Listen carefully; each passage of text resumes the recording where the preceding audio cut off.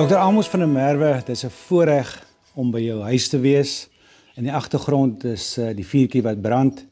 Ons het 'n glasie wyn in ons hand. Dis gesellig. Maar ek wil so 'n bietjie van jou tyd gebruik vandag om met jou te gesels oor Dr. Amos en sy lewe. As ek vir jou sê rook en hardloop, wat skiet in jou gedagtes? Baie goeie herinneringe. Ek het elke sigaret geniet.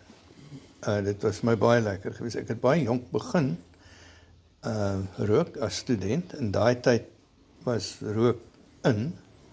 En jy het gerook in flieks, jy het gerook in vliegtuie, jy het gerook op busse, jy het gerook in winkels. Daar was glad nie 'n tekort aan plekke om te rook nie en daar was oral asbakke. En as student moes jy rook. Dit was net soort van verpligtend. En ek het absoluut verslaaf geraak daaraan. Dit was baie lekker geweest en ek het gerook vir jare, seker van omtrent 50 jaar. In daardie tyd het ek begin hardloop as gevolg van 'n gewigprobleem omdat ek gesit en spreek het die hele tyd. En die twee goeters het net begin oorvleuel op 'n kol en ek het aangegaan met my rook en met hardloop, soveel so dat ek op ultramaratonne my seconds het vir my 'n sigaret reggehou op sekere plekke en dan kon ek my nikotienverslawing versorg. Maar op 'n kol het dit net nie meer sin gemaak nie en dit was 'n besluit geweest na baie pogings om op te hou rook. Het ek op 'n goeie dag besluit, dis nou die tyd. En toe het ek opgehou rook. En nooit weer gerook nie. Ek verlang na rook. Ek sal enige tyd graag weer 'n sigaret wou opsteek. Maar ek weet, dit is verby. Dis nie meer 'n goeie ding om te doen nie. En gelukkig intussen tyd het dit totaal sosiaal onaanvaarbaar geword. So, nou is ek weer by die meerderheid. Ek was by die meerderheid toe ek begin rook het, en nou is ek weer by die meerderheid nadat ek opgehou rook het. Dis 'n mooi storie in die sin dat 'n mens kan altyd terugkeer of ophou met iets wat nou nie noodwendig 'n goeie gewoonte is nie. Dr. Amos, maar daar was nou 'n insident gewees in die spreekkamer wat jou redelik laat dink het, wat 'n dame ingekom het. Dit was nogal 'n keerpunt in jou lewe. Ja, nee, dit is so.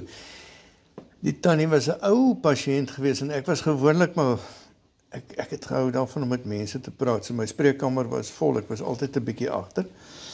En sy het ingekom om haar jaarlikse opvolg te doen en kom sit en vir my baie snaaks aangekyk. En dadelik opgestaan en weer na die deur toe gegaan en vir die vol spreekkamer geroep en gesê vir haar man, Basie, kom kyk hoe vet 'n dokter geword. En dit was 'n bietjie van 'n calm down geweest. Dit was terrible geweest want ek het toe besef ek is nogal redelik erg oorgewig. En dit het my hardloop begin. Maar so die twee goeters wat saamgeloop het, die rook aan die een kant en die onaktiwiteit aan die ander kant en die ongesonde lewenstyl moes ek toe aanspreek. Potgietersrus, 'n jong klein Amos. Eerstens die naam Amos is nie 'n algemene naam nie. Kom ons begin daar. Ja, nee, in standaard 4 was daar 3 of 4 Johannese in die klas. En die juffrou het toe vir ons begin om op ons tweede name te noem, wanneer daar dissipline uitgedeel moet word. So die Abraham en die Frans en die Pietertjie moes onderskei word van Amos, want ons almal was eerste name Johannes. So sy het toe begin met Amos. En ek het toe, in die begin het ek nogal 'n bietjie gekapsie gemaak, want Amos was ook ons tuinhulp se naam. En ek het gevoel, dit is nie heeltemal lekker nie. Maar later het dit so 'n unieke naam geword en ek is nogal heeltemal gemaklik daarmee. Ek hou van Amos. Ja, ek dink dit is 'n baie unieke naam. Die dag toe ek by Pinnacle Point ingetrek het en ek sien op die WhatsApp groep en ek sien Dr. Amos het my vrou Tina natuurlik onmiddellik geweet, daar's net een so 'n persoon en jy is uniek natuurlik. So wat gebeur het is in die jong dae het jy nou skool gegaan daar in Potgietersrus en jy het laerskool, hoërskool gedoen, dis 'n landbougemeenskap, boeregemeenskap en toe het jy nou ergens besluit maar jy gaan nou 'n mediese dokter word. Hoe het dit gebeur? Ja, ek het baie laat besluit om 'n mediese dokter te word. Ek was glad nie oortuig in standaard 8, 9 en 10 dat ek die verantwoordelikheid wil aanvaar om iemand te opereer nie. Dit was vir my nogal 'n bietjie van 'n stap om te dink hier steek jy nou 'n mes in 'n man se vel in en jy sny hom oop. Maar ek het geweet ek wil een of ander iets wetenskaplik doen en toe het ek daai tyd het die mediese keuring aan die einde van die eerste jaar gebeur. Dit is nie soos vandag wat jy voordat jy eerste jaar inskryf word jy gekeur. En deur die loop van die eerste jaar wat jy dieselfde vakke doen as medisyne, dis dierkunde, plantkunde, chemie en fisika, het ek nogal begin dink, ja, dit is die rigting, dit is wat ek wil doen. My jaarpunt vir fisika was terrible geweest, dit was 48, maar gelukkig aan die einde van die jaar het ek keuring gekry vir medisyne en ek het nooit weer teruggekyk daarna nie. Op watter stadium het jy besluit om urologie as jou spesialis rigting aan te pak? Daar's 'n vreeslike storie daaromtrent wat ek nie vir jou kan vertel nie.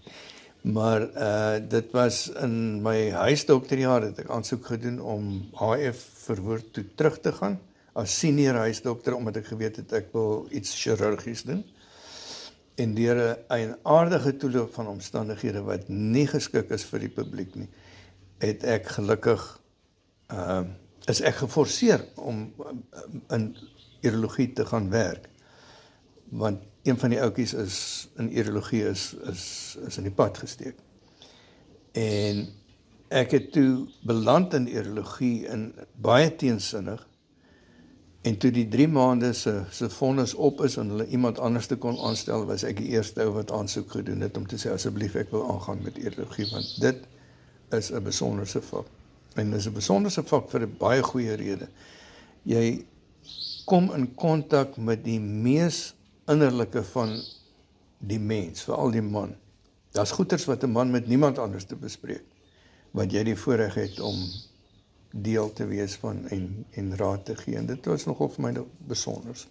Ek moet sê Amos, ek het nie baie lank terug nie, het ek 'n besoek gebring aan 'n uroloog en ek dink jy ken hom, maar vir my was die ongemaklikste deel was die invul van die vormpie want daar word baie persoonlike vrae gevra natuurlik wat ek gevoel het hoe rooi ek word, maar dit is maar die vakgebied en dis deel van die natuur wat ons mee moet saamleef, maar natuurlik het jy baie staaltjies seker beleef wat jy nou nie alles met ons kan deel nie, maar ek kan imagine as iemand nou, 'n man veral, die eerste keer hoor nou, hy moet nou by 'n uroloog gedraai gemaak, dan skiet daar 'n gedagte in sy kop en wat hy nie sommer mee gemaklik is nie.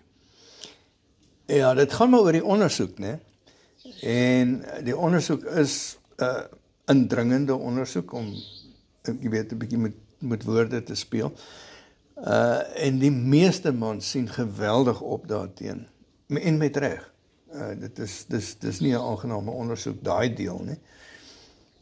Maar as die man besef wat is die belang daarvan en die manier hoe dit vir hom aangebied en gedoen word en as sy integriteit beskerm word, sy menswees beskerm word tydens dit, dan is daar 'n gelatenheid daarom om te sê, okay, maar kom ons doen dit nou en ons kry dit klaar, want ek kry iets daaruit wat vir my van belang is. En oor die jare heen was dit partykeer baie moeilik om 'n man te oortuig, om te sê dit is nou tyd vir daardie ondersoek. Maar as jy 'n bietjie tyd gevat het met die man, was daar nog nooit iemand wat geweier het. Ja, hulle aan die begin baie keer gesê, jy doen nie daai ding aan my nie, jy kan enigiets anders doen, maar nie daai ding nie. En aan die einde van die dag, dan kon jy die man se hand skud en vir hom sê, ek sien vir jou oor 'n jaar of 6 maande. En daar was 'n goeie gevoel tussen ons. Ja, dit is hoe die tyd aangestap het. Ek dink die moderne man is meer gemaklik en verstaan die medisyne baie beter en die nodigheid daarvan natuurlik.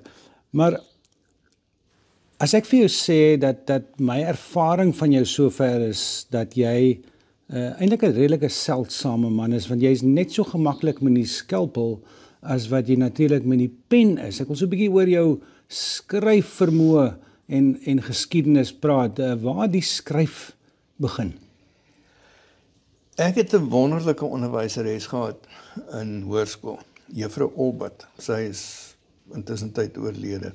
En ek is jammer daaroor, want ek sou vir haar verskriklik graag vandag wou sê, Juffrou Olbert, wat jy gedoen het vir my, was meer as wat enigiemand kon vra. Want sy het iets raak gesien van skryf, en sy het dit aangemoedig. En dit was infantiel en baie kinderagtig, en ek meen dis hoërskool wat skryf, jy skryf gediggies en jy skryf storieetjies. Maar sy het iets raak gesien en dit aangemoedig en gesê, ek moet nie stop nie. So die twee goeders het toe saamgeloop. Die een kant die medisyne deel en die ander kant die skryfdeel. En dit het toe my praktyk nou eers begin gemaklik raak en nou verby die bouperiode is, dat jy in die instandhouding periode is van 'n praktyk, het ek begin skryf vir Runners World, en ek het 'n joernaal daarin gehad, 'n gereelde artikel wat elke maand uitgekom het. En later aan kortverhale wat veral in Keur voorgekom het, en ook oorsee, ek het 'n prys gewen oorsee in Engeland, Writers Digest, en later dan was daar Marissa, en dit was 'n ding wat in Australië uitgegee is. En dit het my aangemoedig dat die mense sien iets raak in my skryf, dat hulle voel dit is die moeite werd. Maar ek sal nie vergeet nie, in 1986 het ek 'n boek geskryf, en ek het destyds voorgelê aan Van Schaik boekhandel. Ek het die ongelooflikste verwerpingsbrief gekry wat my gesê het, ek moet nooit weer aan 'n potlood of aan 'n pen vat nie, want dit is regtig nie goed nie. Maar dit is dis een van daai dinge in die lewe wat gebeur, wat vir jou sê, maar jy kan teenstand kry, maar as jy glo in wat jy regtig wil doen. En dit het veroorsaak dat ek op 'n baie vroeë ouderdom afgetree het en ernstig begin skryf het. En daar's nou so 10 boeke op die mark. Meeste van hulle uitdruk uit, meeste van hulle baie kort publikasie getalle, party van hulle bietjie langer, maar dit gee vir my plesier en ek love dit. En ek sal aanhou daarmee totdat ek nie meer 'n potlood kan vashou nie. En dit is goeie nuus om dit te hoor, Amos. Skryf is natuurlik uit die hart uit jou siel uit. Filosofie. Dink jy sou 'n goeie filosoof gewees het? Dis 'n baie goeie vraag. Ek dink dit hang af hoe jy filosofie definieer. My professor in ideologie, Dion Du Plessis, vir wie ek eindeloos dankbaar is, het vir ons verskriklik gekritiseer. As jy gesê het die pasiënt in bed 16 se bloedtelling is dit en vir dat. Jy moet so sê, dis meneer Botha. Hy kom van die plaas Breekuyster af in die distrik van Marken. En hy is getroud en hy het 3 kinders. En dit is sy geskiedenis in die verlede. Hy het 'n blinde darm gehad, hy het 'n bloeddrukprobleem, hy het dit, hy het dat, en nou is hy hier met die volgende situasie.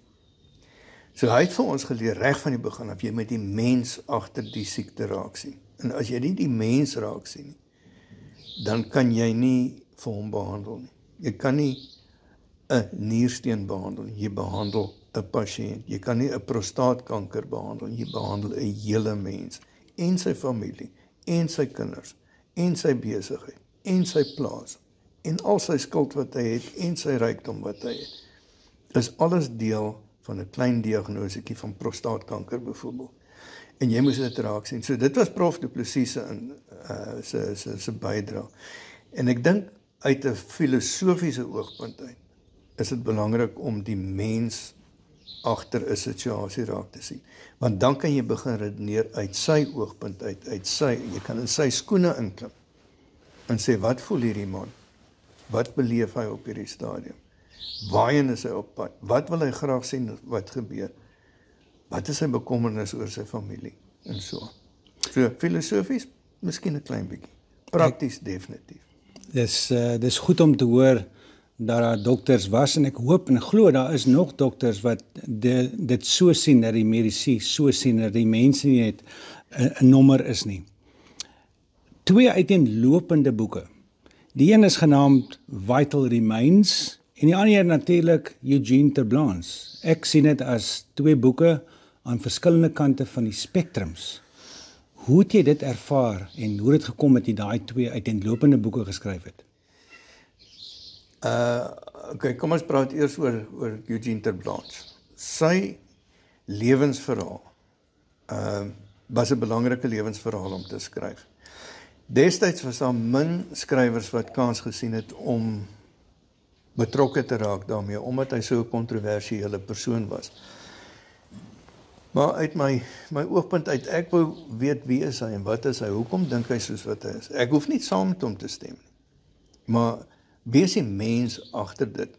En wat was sy agtergrond en meer belangrik, waarheen is hy op pad?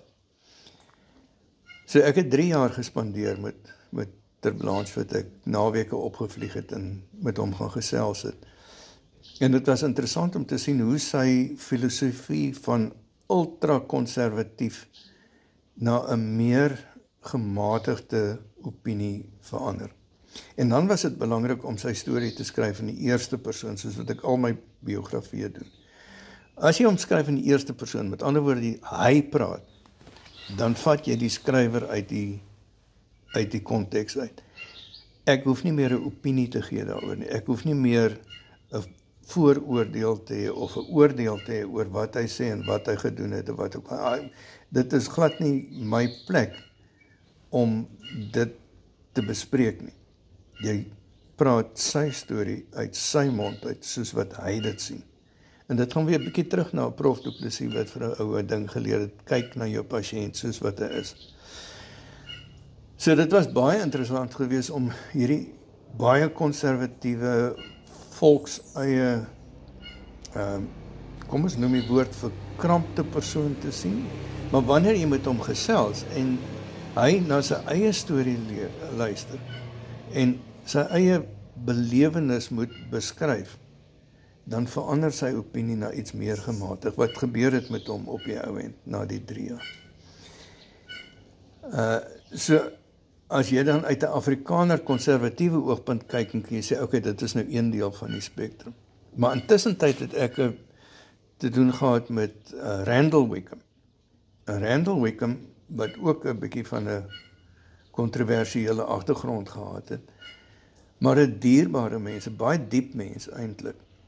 Ook 'n baie stout mens. Hy het 'n onnutsigheid omtrent hom gehad wat mense eintlik baie laat glimlag het.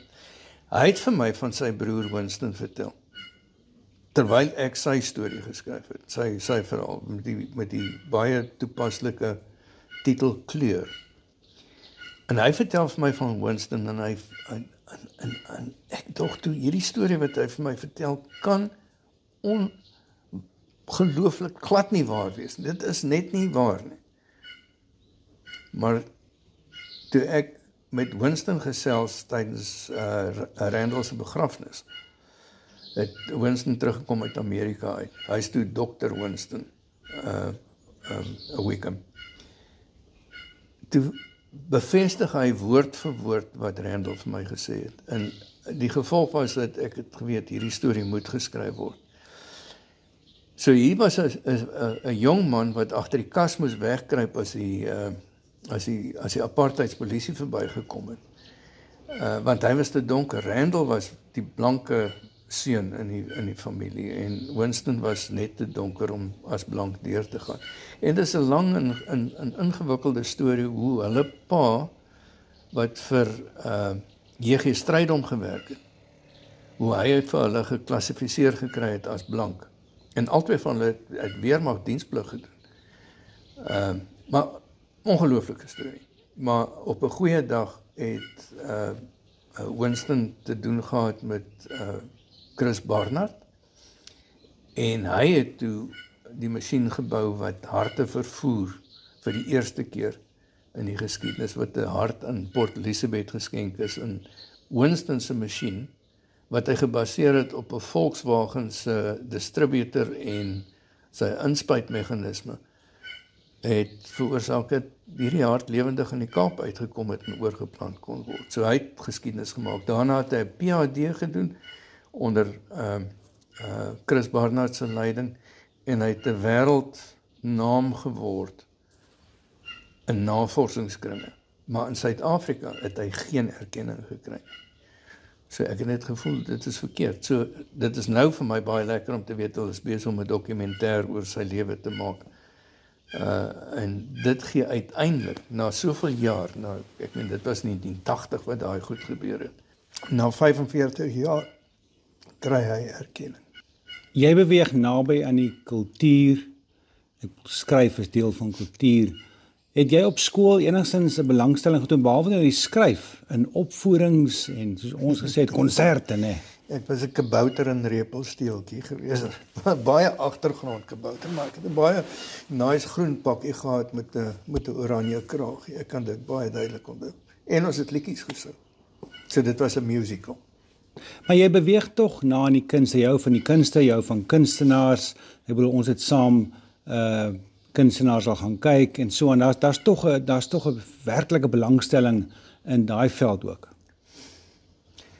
Kyk, daar is niks wat lekkerder is as jy op 'n goeie dag sit en dink aan 'n verhoogopvoering. En 'n jaar, 18 maande later word dit opgevoer. Word hierdie karakters wat jy geskep het, word die storielyn wat jy geskep het. So daar was 'n paar baie amateuragtige kersspele en paasspele wat ek geskryf het, wat vir my oneindige plesier gegee het, maar dis baie moeite en daar is absoluut geen geld daarin nie, maar baie plesier. Amos, het jy 'n sagte plek vir, as ek die woord mag gebruik, uitgeworpenes of soos hulle in Engels sê, ek weet nie of dit presies dieselfde beteken nie, maar soos in Engels sê, die underdog. Ek love 'n underdog. Ek dink daar is soveel underdogs in die wêreld. Soveel mense wat erkenning moet kry, soveel ons mense. Ons is almal bietjie underdogs, behalwe as jy nou Elon Musk is, maar deesdae is hy ook 'n underdog, want sy besigheid is besig om te vou as gevolg van alles wat hy aan die ander kant doen. Ek dink die underdog is die unsung hero van society. Dis die ouens wat die goeters aan die gang hou. Dis die ouens wat goeters doen. So as jy kyk vir Ter Blanche, hy was 'n underdog. As jy kyk vir Winston, hy was 'n underdog. Die ander biografie wat ek geskryf het oor Philip Wagner, hy is die eerste ou wat gravitasiegolwe beskryf het in die wêreld. In 2011 dink ek het hy dit gedoen. Lang vir die Amerikaners met baie meer geld en baie meer omstandighede het hy dit beskryf en niemand het hom ooit erkenning gegee daarvoor nie. Hy is oorlede intussen tyd, maar sy boek is uit. En sy claim to fame is daar. Hy het dit gedoen, hy het dit reg gekry uit 'n wetenskaplike oogpunt en al het hy geen erkenning gekry van die groot wetenskaplike wêreld, is hy 'n underdog wat 'n hero is. So ek dink daai tipe van ding gryp my aan. Amos, die underdog, ek is van mening dat dit is maar hoe die wêreld dit sien. Miskien is dit hoe die persoon dit ook ervaar, maar tog sê ons daar is yster in almal. En ek dink wat jy raak gesien het deur jou loopbaan is dat jy die vermoë om die yster in mense raak te sien, al gaan dit moeilik of al is dit tawwe tye soos hulle sê vir daardie persoon. Nou, baie dankie. Nee, ek dink dis 'n hengse kompliment, want ek dink as 'n mens dit reg gekry het, dan het jy regtig 'n groot stap in die lewe gedoen. Want ons is almal so vreeslik belangrik, ons is almal so vreeslik gestel op ons ego en ons bestaan en is wat ons reg gekry het. Maar jy moet teruggaan na die underdog en in sy skoene inklim en voel wat hy voel en weet wat hy dink oor die wêreld en hoe hy voel oor sy familie en wat sy drome is. As jy dit kan doen, dan het jy mens geword. As jy raad moet gee, jy's afgetree, ek sou jou nie as 'n afgetredene beskou nie, maar jy is in die ouderdom van wat die algemene mens aftree. Maar as jy iemand wat nou klaarmaak met hulle beroep en so, wat se advies sou jy gee aan die persoon wat nou sy aftrede beplan of sy amptelike beroep agterlaat? Dis 'n baie belangrike vraag. Die belangrikste ding is dat hy moet iets hê wat vir hom laat opstaan in die oggend met 'n glimlag. En daai iets is nie net golf of net visvang of net dit of net dat nie. Hy moet 'n spektrum van goeders hê wat vir hom belangrik. Of dit nou hy kan lees en kamp en visvang en golf en skryf en wat ook al. Maar dit bring vir ons by 'n ander baie belangrike punt. Ek dink elke ou moet sy lewensgeskiedenis beskryf. Hy moet iets los vir die nageslag van sy nageslagte. As die gemiddelde ou nou terugdink en hy sê wie was sy oupa Grootjie, dan kan hy partykeer sê wat die naam is. Maar wie was hy? Wat was hy? Kan jy in sy skoene inklim en sê ek weet wie my oupa Grootjie is? Jy weet nie. En so word ons groot sonder daai agtergrond van om te weet waar ek vandaan kom. So die belangrikste ding wat 'n afgetrede ou kan doen, is om sy geskiedenis op te skryf vir die agterkleinkinders wat hy nooit gaan ontmoet nie. Maar dat daai kind iets het om terug te sê en te sê, ek weet wie oeroupa Grootjie was. Ek weet waar my wortels was. Ek weet wie ek is deur dit. Ek weet hoe het ek ontwikkel. Ek weet wat my storie is, wat my geskiedenis is. Want die ou storie is, as jy vir jou verlede ken, dan kan jy jou toekoms tackle. Maar as jy nie jou verlede ken nie, dryf jy hulpeloos rond en jy weet nie eintlik wie jy is nie. Jy het nie 'n identiteit nie. Amos, ek het jou raad destyds gevolg en ek is besig met my eie storie. Ek glo ook natuurlik elkeen van ons is 'n movie werd, elkeen van ons is 'n boek werd. En daarom het ek dit begin doen en bloot omdat ek graag 'n metode wil gebruik om vir my kinders eintlik te beskryf wie hulle pa is. So baie dankie vir daai advies, maar dankie ook vir dit wat jy aan die medisyne in die wêreld van medisyne beteken het vir die pasiënte wat jy almal versorg het. Dankie vir jou bydrae wat jy steeds maak om vir die mense daar buite jou innerlike te gee, jou denke. En jy maak definitief verskil en jy is definitief 'n eyster. Ja, ek voel gevlei en ek is baie nederig as ek sê baie dankie. Dankie Amos.